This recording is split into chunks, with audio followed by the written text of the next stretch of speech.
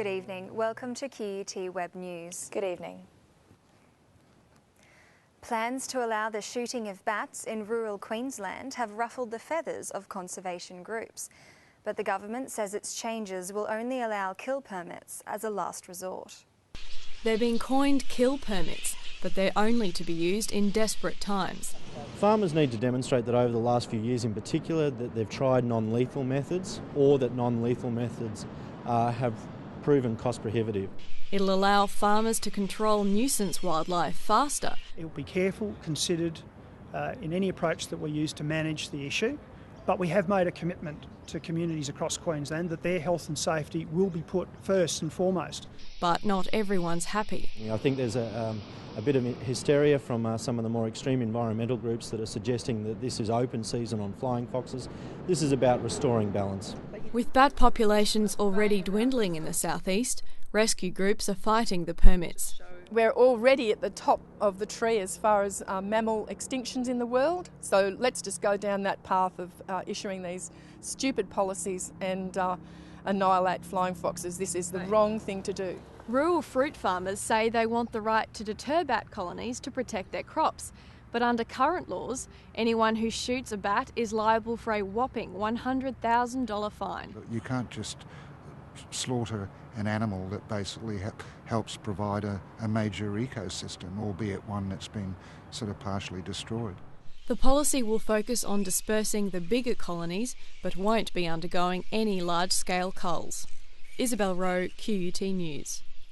Premier Campbell Newman has revealed how he will deliver on his promise to lower the cost of living.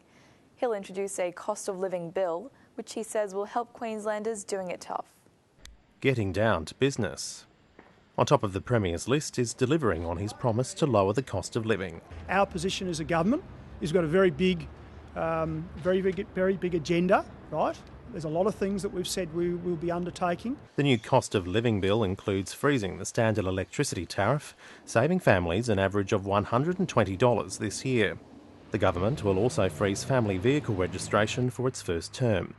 Commuters are also in the government's sights, with the next 2 scheduled public transport fare increases halved.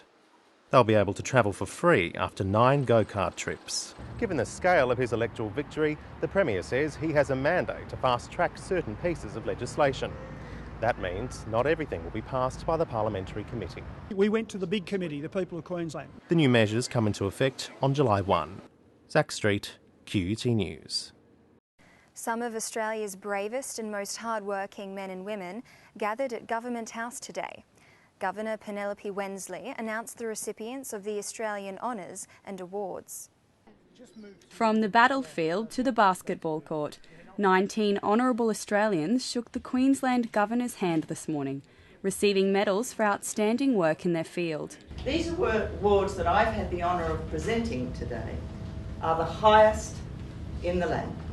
The ceremony's highest honour was given to the Honourable Michael Lavarch, appointed as an officer of the Order of Australia in the General Division. Mr Lavarch has been recognised for his service to the law and legal education. Proud personal moment. You don't achieve anything without great people working with you or great organisations, and I've certainly been fortunate to have those over the years.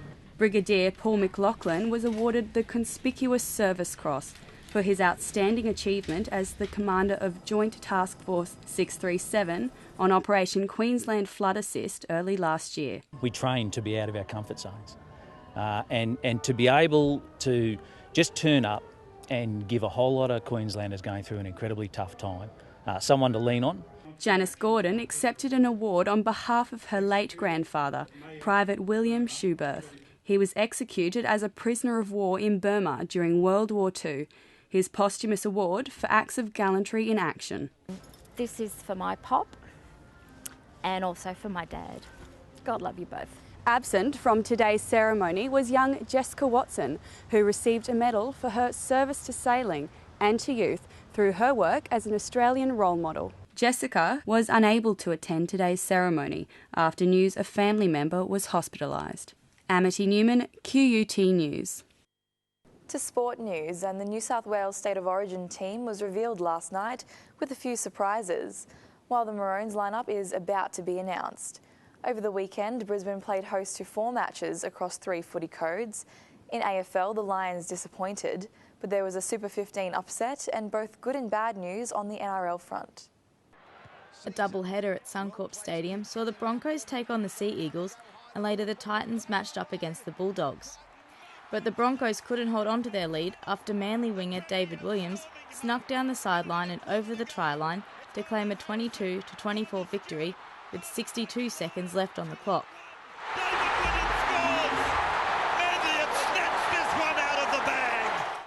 Next up, the Titans impressed, claiming another much-needed victory over the Bulldogs, 25-14. A very important win for the Gold Coast.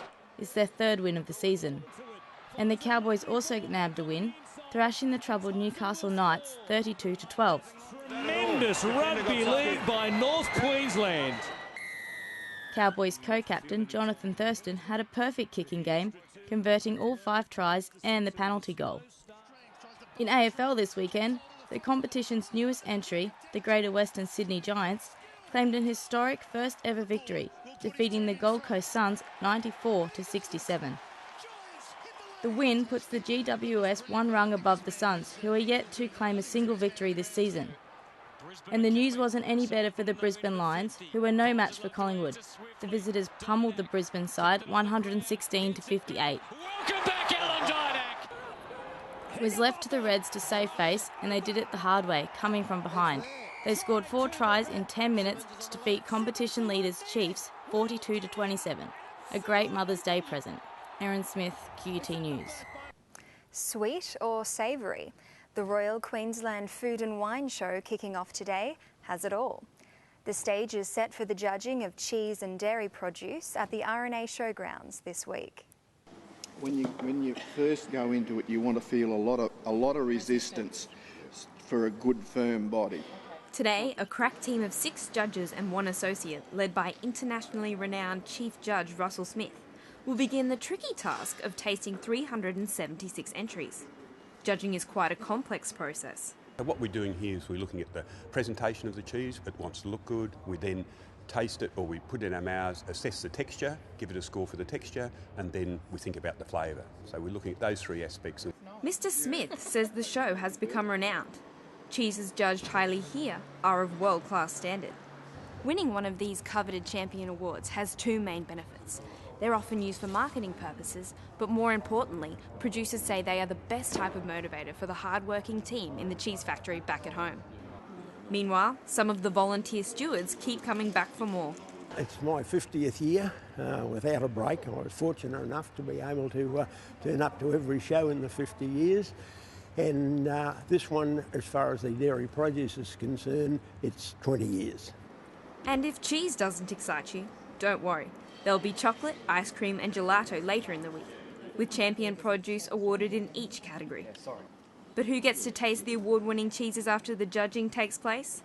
Oh yes, I look after that. It's a serious business, but someone's got to do it. Bonnie O'Shea, QUT News.